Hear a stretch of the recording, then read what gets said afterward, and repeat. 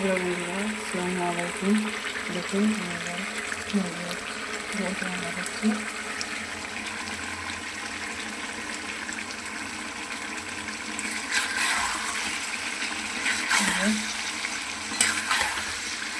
একটা কষাচ্ছি আমি।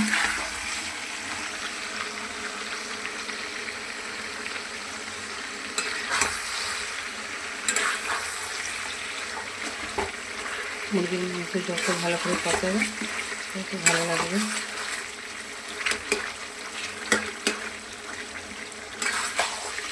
কেমন আছেন বন্ধুরা আপনারা? আশা করি আপনারা ভালো আছেন। আমি কিন্তু ভালো নেই, কারণ আমার বাড়ি কেরেন দিয়ে ভেঙে দিয়েছে আমার দেওর, আর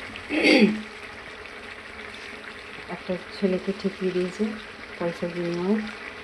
সে যখন তখন আপনাদের দাদাকে রাস্তাঘাটে যেখানে পাচ্ছে মার ধরে লাগিয়ে দিচ্ছে। আমি 60 বছর বয়স, আপনাদের দাদা 60 বছর বয়স হয়ে গেছে, তো যেখানে সেখানে মারছে, রাস্তায় ধরে মারছে। কালকেও রাস্তা থেকে ধরে নিয়ে যে মারতে মারতে টানতে টানতে হিজড়া থেকে কাঁচা খেয়ে পড়েও গেছে। তো ওনাকে নিয়ে যে হাঁড়িতে দিতে বলেছে, বড়বাবু ডাকছে। কিন্তু আপনাদের দাদা বড়বাবুকে যে জিজ্ঞাসা করেছে, আপনি আমাকে ডেকেছেন? বলছে না তো। তাহলে তাদের এত দৌরত্ব হয় কী করে কে জানে। তবে উনি বলছেন নাকি আমি লোকাল নেতা, উনি সবার বিচার করে। কিন্তু কী বিচার করে তো ওপরওয়ালাই জানে। ওর বাবা ওই ছেলেটার নাম আজিম খান, উনি এসে আমার বাড়িতে গালাগালি করে গেল, মা বোন তুলে যাচ্ছে তাই হাতে গালাগালি করে গেল। তো আমি সবসময় বলেছি যে ভদ্র ভাষায় কথা বলে। তারপরে সে তো গেলই, আর একদিন এসে আমার স্বামীকে হঠাৎ করে আমাদের জায়গায় একজন প্যান্ডেল ঢুকছে, তাকে বলা হয়েছে যে সব কিছু রাস্তা রেখে প্যান্ডেল ঘেরে, কিন্তু বিয়ের 1 মাস আগে থেকে প্যান্ডেল ঢুকিয়ে রেখে দিয়েছে। জানি না এই কেমন বিয়ে, কিসের বিয়ে। তো যাই হোক, হঠাৎ করে ও পাশ থেকে দুজন লাগিয়েছে, লাগাবার পর উনি এসে মাকে লেগে গেল। না শুনে কোনো কথা নাই, ঝগড়া নাই, ঘাঁটি নাই, ওনার জায়গাও নয়। উনি এসে মাকে লেগে গেল। দুনিয়াটা পুরো বড় জগতে পড়ে গেছে।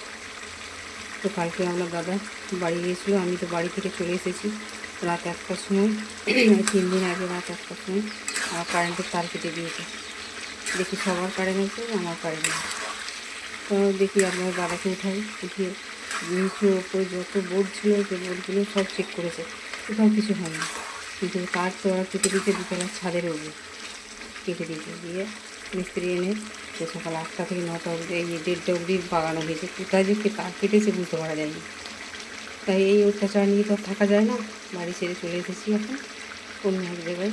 তো আপনারা আমার জন্য দোয়া করবেন, আমার সন্তানদের জন্য দোয়া করবেন, যেন আগামী দিন আমাদের ভালো হয়। আর আপনারা আমাকে বেশি বেশি করে সাপোর্ট করবেন, আমার পাশে থাকবেন, একটা সাবস্ক্রাইব করে দেবেন।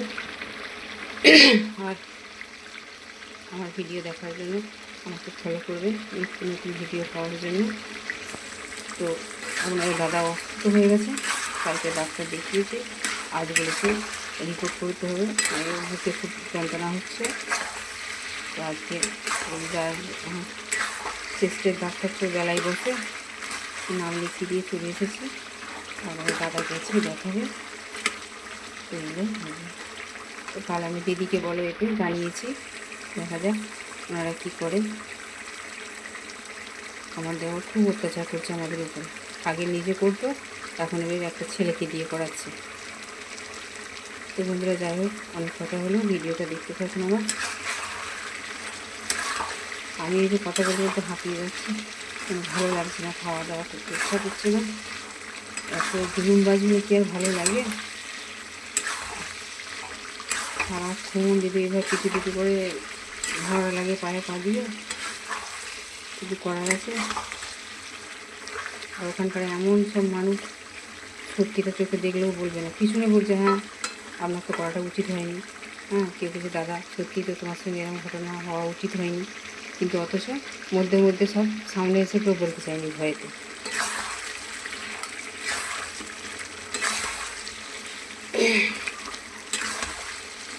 ওরা চেয়েছিল যে রাতেবেলা পুড়িয়ে মেরে দেবো আমাদেরকে, কারেন্টের তার কেটে দিয়ে যেভাবে হোক। তারপরে আমরা কিছু হয়ে গেলে বুঝতো কত কারেন্ট থেকে শর্ট সার্কিট হয়ে ধরে গেছে বা এরকম হয়েছে, কিছু একটা গুজব তুলে দিত। তারপর আমরা কিছু হয়ে গেলে ওদের ময়দান ফাঁকা হয়ে যেত। এটা করতে পারছে না, এত জোর জুলুম আল্লাহ ওদের দিয়েছে।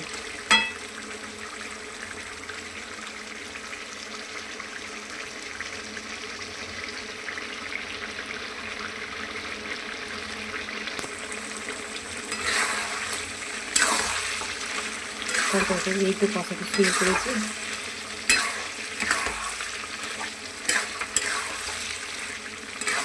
আমার বাবা এই কদিন একদম ভাত খেতে পারেনি, সেহেতু চিকেন দিয়েছে, বলছে রান্না করো, চিকেনটা রান্না করে দিই,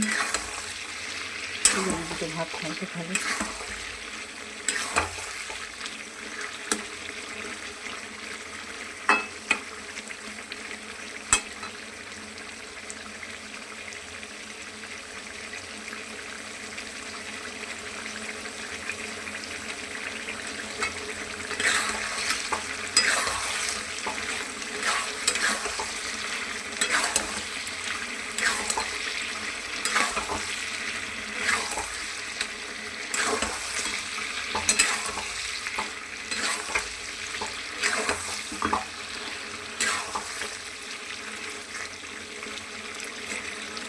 আমার প্রায় কষাই হয়ে গিয়েছে, কারণ আপনার বাবা বেশি মশলা খায় না,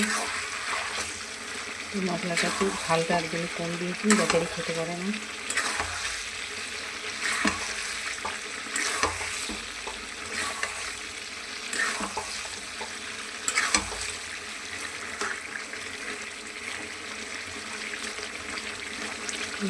একদম কষা কষা করে রাখবো, ঝোল ঝোল রাখবো না।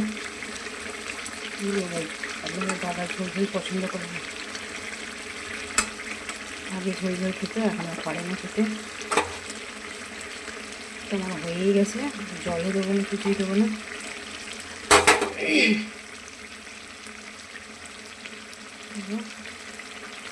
আপনারা ভালো থাকবেন, সুস্থ থাকবেন, আমার জন্য দোয়া করবেন। বাই, খুদা হাফেজ।